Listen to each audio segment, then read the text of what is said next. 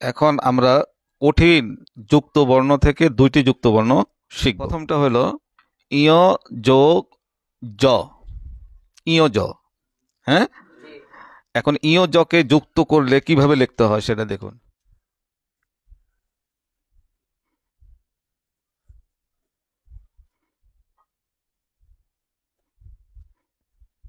ইয় জ সংযুক্ত,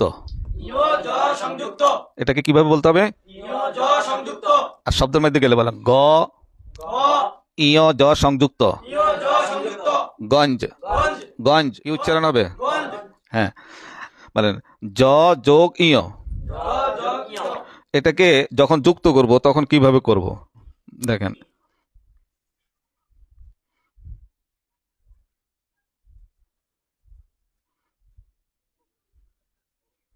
এখন এই যুক্ত বর্ণটা কিভাবে বলবো বলেন? জ ইয় সংযুক্ত, জ ইয় সংযুক্ত আকার গে দন্ত ন জ্ঞান, এরকম ভাবে বলতে হবে। হ্যাঁ, এটা আবার শব্দের মাঝখানেও আসে, যেমন বিজ্ঞান, বিজ্ঞান। তারপরে তারপরে আছে অজ্ঞ, বিজ্ঞ। হ্যাঁ, শব্দের শেষও আসে, শব্দের শুরু তো, শব্দের মাঝখানে, শব্দের শেষে, তিন জায়গায়।